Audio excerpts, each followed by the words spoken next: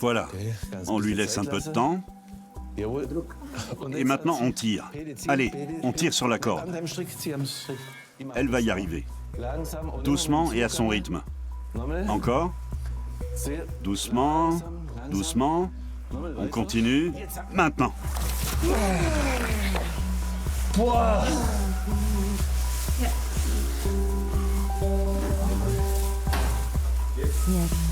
Tout va bien. C'est un mâle. Le veau est en parfaite santé, mais Marcel Rens ne peut pas cacher sa déception. Car dans l'industrie laitière, les mâles ne sont pas les bienvenus. Un veau magnifique. Dommage que ce soit un mâle.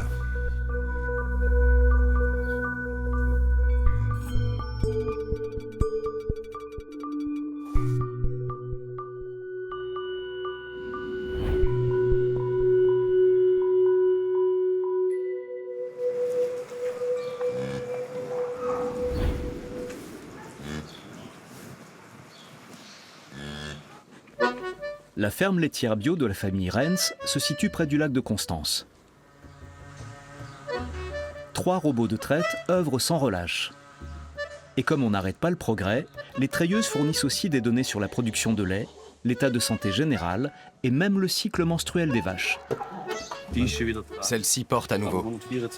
Elle est à 124 jours de gestation. Elle a mis bas il y a 180 jours et elle produit toujours beaucoup. Elle fait encore près de 40 litres. Oui, 40 litres alors qu'elle a vélé il y a 180 jours. C'est presque un peu tôt pour elle de porter à nouveau. Marcel Rens mène l'exploitation familiale avec son fils Benny. Leurs 200 vaches produisent 1,5 million de litres de lait par an. Vers l'âge de 5 ou 6 ans, lorsqu'elles sont moins rentables, les bêtes finissent à l'abattoir. Là où on produit du lait, on produit aussi de la viande. Le problème est réglé maintenant. Pour produire du lait, les vaches doivent véler une fois par an. C'est parti. Quelques heures seulement après leur naissance, les veaux sont confiés aux bons soins de leur nourrice, Ziggy Dalmous. On y va. De nombreuses génisses vont être élevées dans des exploitations voisines avant de revenir lorsqu'elles produiront du lait. Mais qu'advient-il des taurillons ?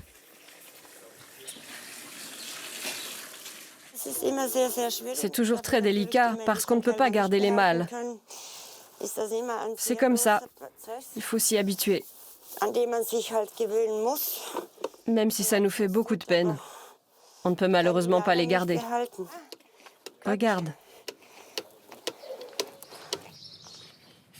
Quoi qu'il advienne des nouveau-nés, ils portent tous un nom.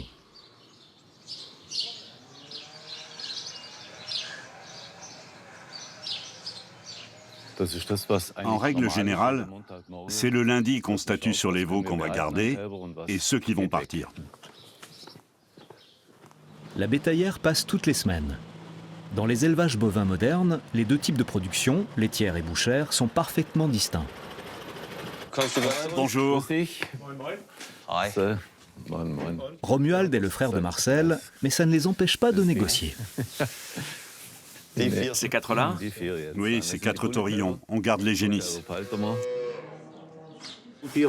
400, 450 euros? Pour le grand? Oui, pour le plus gros. Et les Holstein? D'après leur poids et leur taille, je dirais environ 200 euros pour le moment. 200 euros, c'est ce qu'il m'a coûté en lait. On ne va rien y gagner. Mais si tu les gardes et que tu les élèves toi-même, tu continues à ne rien gagner. Pense-y. C'est vrai. C'est le marché qui décide, et il est impitoyable. Tu peux me garantir qu'ils vont rester dans l'exploitation et ne pas être revendus? Je ne peux rien te promettre. C'est comme quand je te vends une vache. Tu ne peux pas me garantir que tu vas la garder pendant les 5 prochaines années. Non, bien sûr. Il est possible qu'ils soient revendus dans le nord de l'Allemagne ou aux Pays-Bas et que tu en perdes la trace, non? Oui. Les veaux mâles ne valent pas grand-chose sur le marché. Ok, recule. Personne n'en veut. Pour la plupart, les acheteurs sont des éleveurs spécialisés dans l'engraissage. Oh, c'est un sauvage.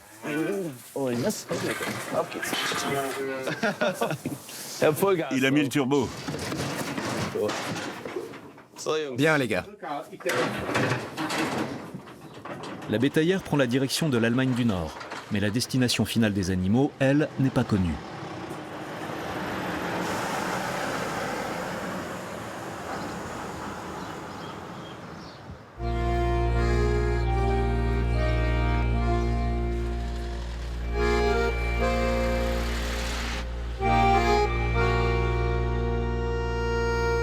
La ferme de Trommert se trouve dans la région du Lungau salzbourgeois, au cœur de l'Autriche. On y a produit du lait pendant des siècles, et jusqu'à la fin de l'année 2023. Hannes Höneger a grandi à la ferme. Il connaît mieux que personne le destin réservé aux veaux.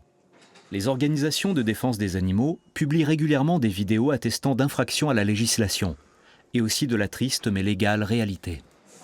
Tous les ans, ce sont plusieurs centaines de milliers de veaux qui transitent dans des conditions déplorables entre différents pays de l'Union européenne, comme sous-produits de l'industrie laitière.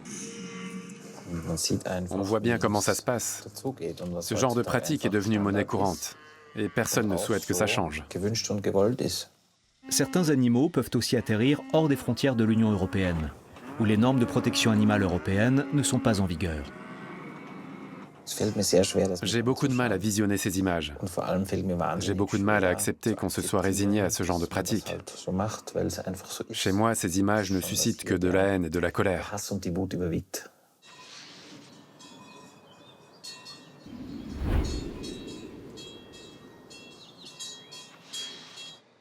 Hannes veut changer les choses, même s'il n'est pas un défenseur des animaux. Il est boucher, spécialisé dans la viande bovine.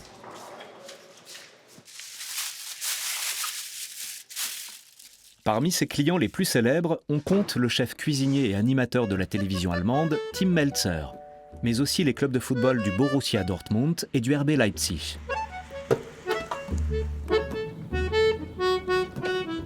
Hannes se rend aujourd'hui dans le Tyrol, où un veau doit être abattu.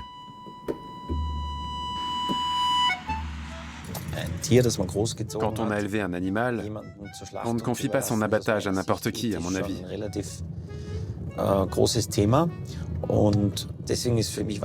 Il est indispensable que le boucher et l'éleveur se connaissent.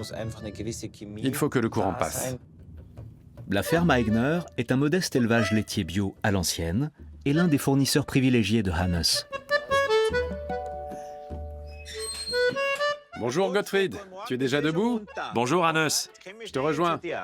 Oui, entre. Gottfried Hallbrucker engraisse ses veaux lui-même. Ce sont précisément les veaux à problème. Ceux dont personne ne veut, ceux qui sont faibles ou en mauvaise santé, qui vont sillonner toute l'Europe avant de trouver une étable. Nous, on ne veut pas de ça. Quand un de nos veaux est plus faible, on l'engraisse un peu plus longtemps et c'est tout.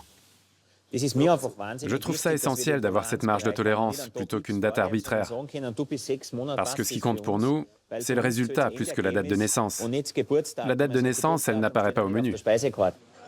Ce système fonctionne parce qu'à 10 € le kilo, les fournisseurs de Hannes sont mieux rémunérés que la moyenne.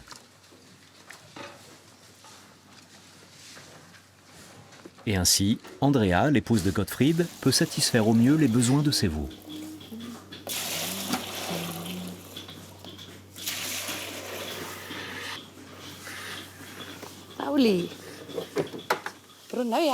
Bois un peu. Mon Dieu. Par ici. Ils ont du mal à se faire au passage à la tétine. Ils n'aiment pas ça du tout. C'est au point qu'ils refusent de s'alimenter au début, parce qu'ils ont pris l'habitude de téter leur mère. La Fleckvieh produit notoirement moins de lait que certaines autres races.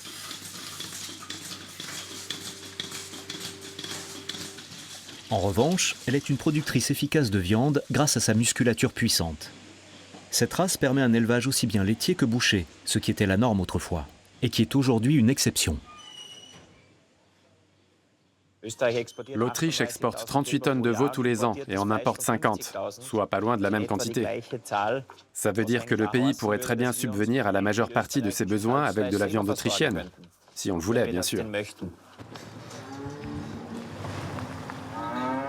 Peter, le veau, part pour son dernier voyage. Ces éleveurs accompagnent leurs animaux de leur naissance jusqu'à leur abattage.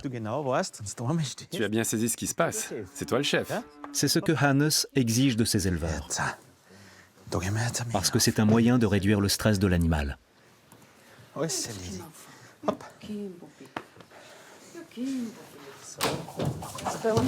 Il est né ici. Et c'est la première fois qu'il monte dans une remorque. C'est encore pire avec les vaches dont tu t'es occupé pendant 10 ans. Elles montent sagement dans la bétaillère parce qu'elles te font confiance. Alors que ce jour-là, c'est différent. Dans ces moments-là, on n'emmène pas large. Ma mère m'a dit un jour que j'aurais mieux fait d'ouvrir un zoo plutôt qu'une ferme.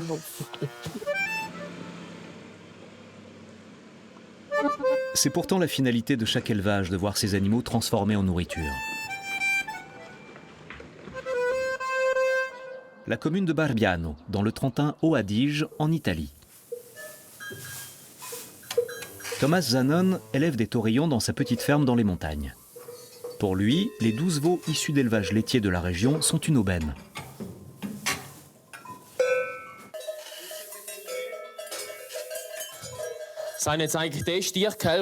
Ce sont des animaux qui sont généralement destinés à être revendus très loin.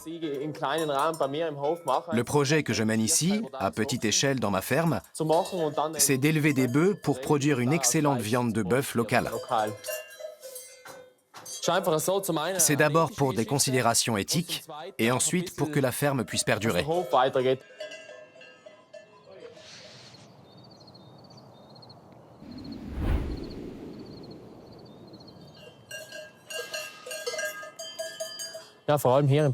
C'est un fait. Dans les montagnes, de nombreuses exploitations périclitent.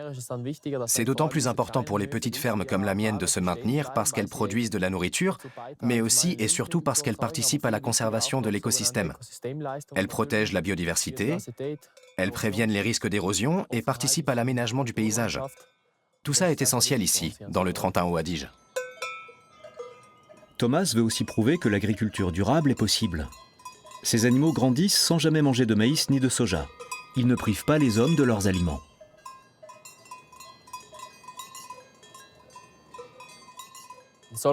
Dans des régions escarpées comme celle-ci, où l'agriculture et l'arboriculture ne sont pas possibles pour des raisons topographiques, on ne peut profiter que des pâturages. Et ils ne sont utiles qu'aux ruminants.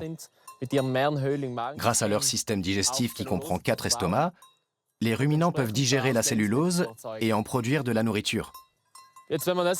Si on considère tout ça d'un point de vue global, la partie terrestre de la planète est composée à 40% de prés qu'on ne peut utiliser en agriculture qu'avec des bovins, des ovins ou d'autres ruminants, grâce auxquels on va pouvoir produire du lait, de la viande ou de la laine, entre autres.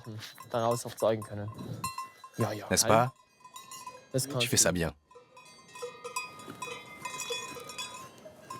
Thomas a pris la succession de son oncle à la tête de l'exploitation il y a 3 ans. Ses revenus suffisent tout juste à couvrir ses frais. Ce n'est pas l'argent qui motive Thomas et sa femme Marion. Elle gère une agence de communication qui marche bien, et pour Thomas, l'élevage est aussi une activité complémentaire.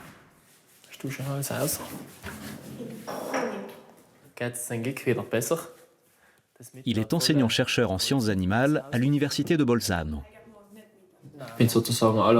Je suis à mi-parcours dans l'obtention de mon habilitation et ensuite, dans le meilleur des cas, d'ici 1 ou 2 ans, je pourrai obtenir une chaire à l'université. J'ai les 2 casquettes en quelque sorte, théorique et pratique.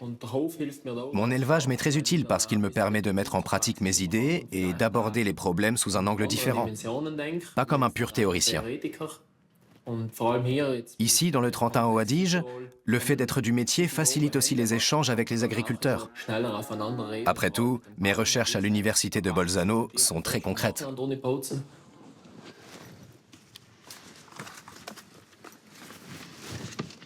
Salut Mathias, ça va? Super. On s'y met? Ouais, il faut. Thomas a prévu de faire des mesures par ultrasons dans cette ferme de Layon.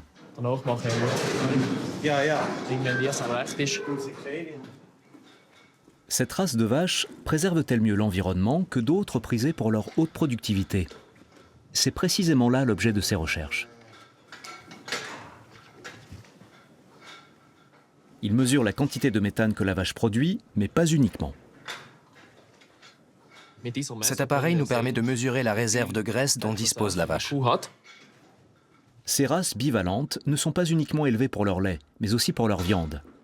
Autre avantage, elles sont moins gourmandes.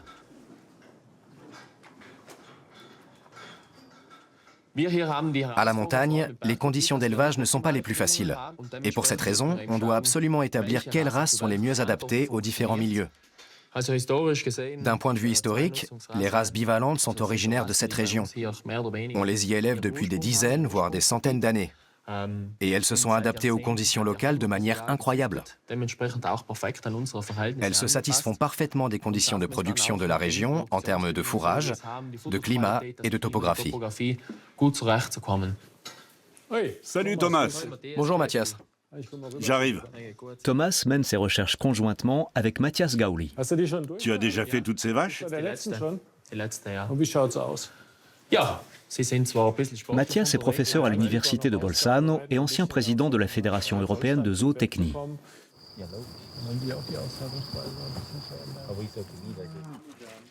Ces races bovines anciennes se nourrissent presque exclusivement d'herbes. Lorsqu'elles sont au pré, elles stimulent la croissance de l'herbe. Plus d'herbe signifie plus d'absorption de dioxyde de carbone, jusqu'à 2 fois plus qu'une terre arable. Tous ces éléments sont pris en compte dans les mesures.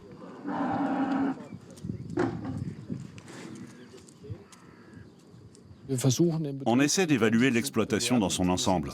On prend en compte le bien-être, la santé du troupeau et on observe au pâturage. Ainsi, on obtient des résultats plus précis. Une ferme comme la tienne, fortement axée sur une nourriture essentiellement à base de foin et avec un minimum d'aliments concentrés, représente en fait l'objectif à atteindre. Pratiquée de cette manière, la production laitière n'est pas moins durable que celle des produits véganes de substitution, selon les scientifiques.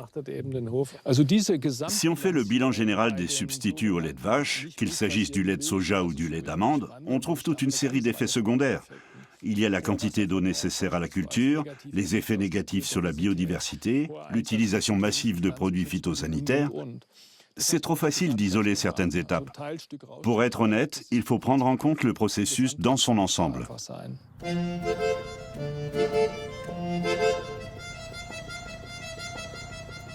Ce genre de pâturage n'existe pas seulement dans les Alpes, on les trouve aussi dans l'Allgäu. Au début du mois de mai, les vaches de Marcel et Benny sortent au pré pour la première fois de l'année.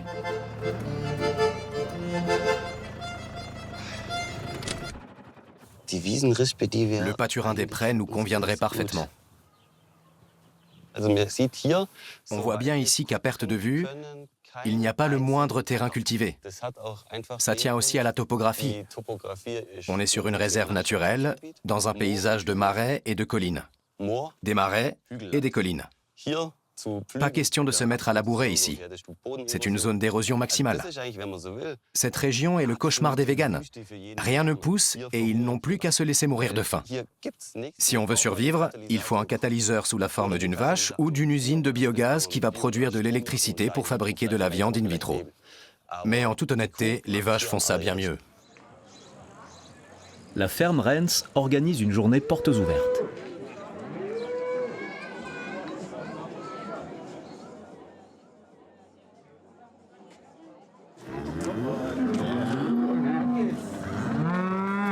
Leurs vaches ne sont nourries qu'avec ce qui pousse autour de la ferme.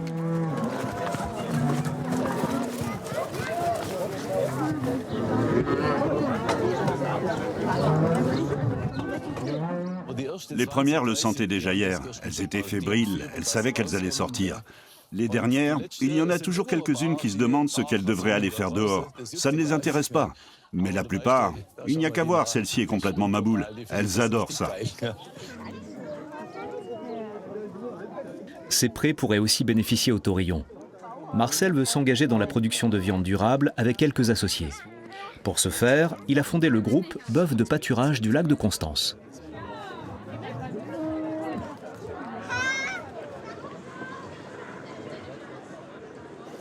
On a décidé de garder nos veaux mâles et de garantir une alimentation sans maïs, sans céréales ni soja. Les animaux ne seront nourris qu'à l'herbe qui pousse autour du lac de Constance. Dans cette région, on compte de nombreux restaurants prestigieux qui importent leur viande de très loin. Et on s'est dit qu'il y avait là un marché pour nous. Marcel veut convaincre des restaurateurs, des bouchers et des éleveurs de la région de le rejoindre.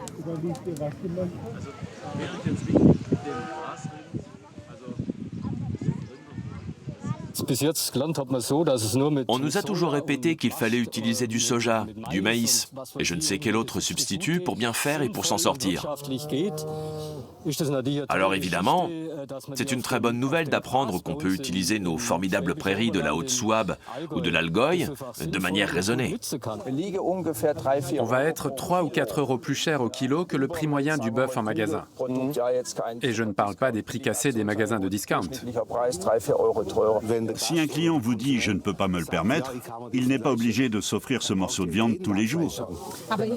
Aux gens qui ne jurent que par le prix, je réponds « et la qualité ?» Il faut mieux informer les consommateurs. Un consommateur qui comprend les bienfaits d'un produit de qualité sera prêt à y mettre le prix, sans rechigner. Il faut unir ses forces pour changer le système. Mais la décision finale revient toujours aux consommateurs. En Autriche, Peter, le veau, a rejoint le petit abattoir régional après un court trajet. Hannes Honegger est prêt à l'accueillir. Le moment du transport est crucial. Il doit être effectué dans les règles de l'art et l'animal ne doit pas être stressé. Pour moi, il est indispensable que l'éleveur reste aux côtés de l'animal jusqu'au bout, pour le rassurer. Alors, il est où ?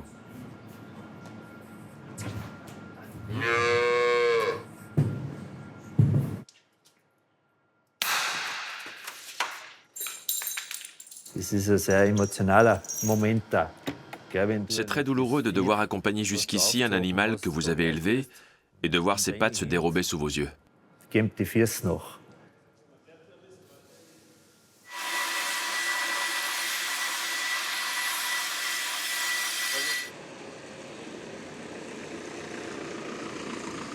Hannes fournit cet hôtel de Goldegg avec sa viande d'exception.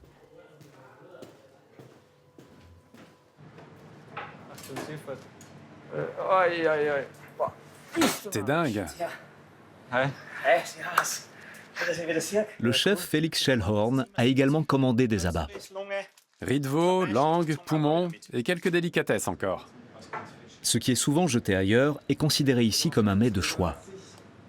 C'est le secret du système mis en place par Hannes. Il revend presque toutes les parties de son veau et peut ainsi mieux rémunérer l'éleveur. Pour être honnête, je suis toujours étonné quand des collègues ne jurent que par le filet de bœuf et se complaisent dans leur production de masse conventionnelle. Parce qu'à côté de ça, les meilleurs cuisiniers autrichiens et allemands m'appellent pour me commander 2 langues Hannes, s'il te plaît, 4 langues Hannes. C'est une manière de respecter les animaux, et c'est la confirmation que notre façon de faire est la bonne. L'utilisation de toutes les parties d'un animal n'est plus une évidence aujourd'hui.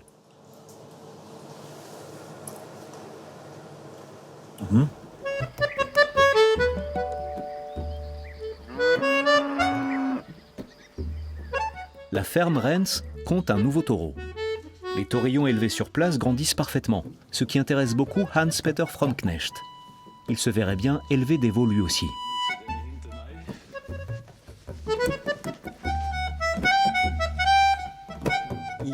À l'avenir, je ne les nourrirai que de fourrage, d'ensilage d'herbe et de foin.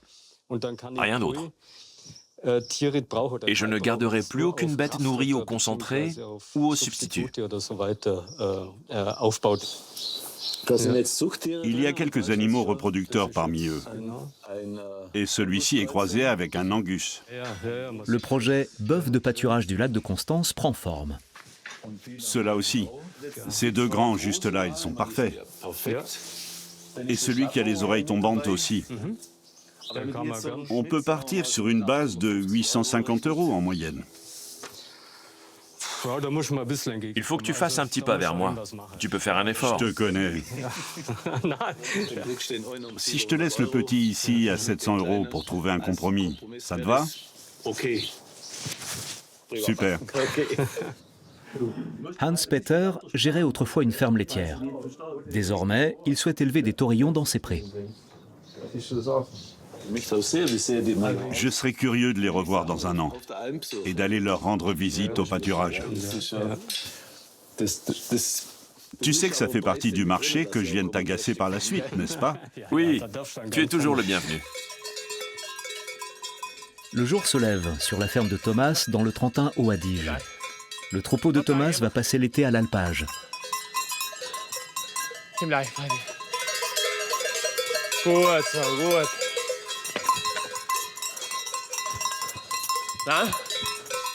C'est l'élevage en plein air qui permet de préserver la diversité des prairies. Dans les prés ouverts, il faut constamment garder le troupeau à l'œil pour qu'il ne se disperse pas. Sinon, on a un problème. Il faut toujours être plus rapide, parvenir à rassembler les bêtes et essayer de rallier le pâturage le plus vite possible. Tu vas te placer au croisement? Tu vas devoir trouver le moyen de t'en sortir toute seule maintenant. Non, ne fais rien. Elle va y arriver toute seule. Il peut arriver que l'une d'elles tombe, mais normalement, ça se passe sans problème. Je dois rester calme, sinon je transmets mon stress aux bêtes.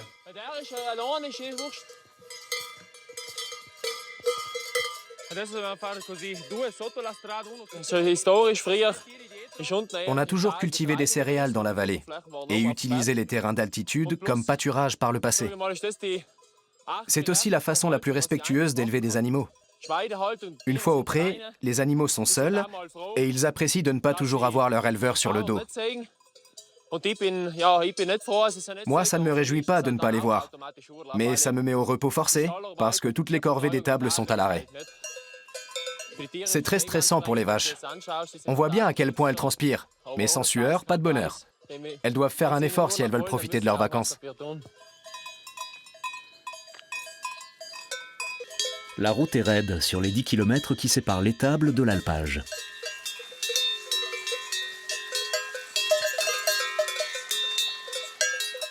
Je ne suis pas contre les véganes. Je les respecte parce qu'ils doivent se donner beaucoup de mal pour parvenir à se nourrir de manière équilibrée. Mais je ne vois vraiment pas pourquoi je devrais renoncer à un aliment si je sais qu'il a été produit dans un pâturage qui ne concurrence pas une culture destinée à l'homme. Et que de l'autre côté, je dois cultiver toujours davantage de terre parce que les besoins alimentaires ne cessent d'augmenter.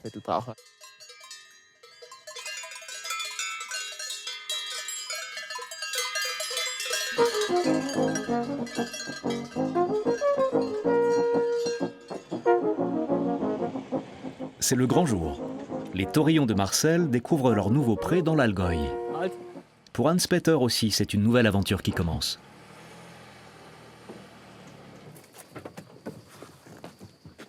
D'après toi, ça passe? Oui, ça va aller.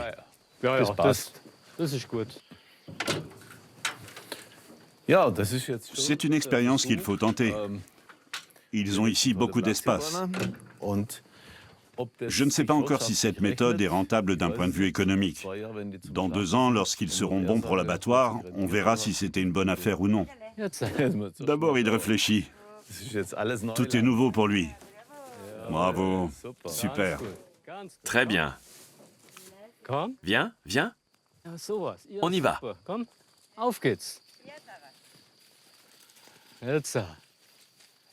Je suis heureuse. Ils sont vraiment bien là. Ça me fait plaisir de savoir qu'ils vont passer du bon temps dans ce pré. 30 veaux pourraient paître ici tous les ans.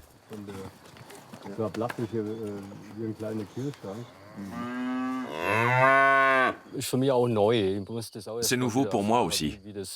Il faut que j'apprenne les rudiments de l'élevage des bœufs, après m'être toujours occupé de vaches laitières. C'est évident. C'est sûr. Il faut voir avec le temps.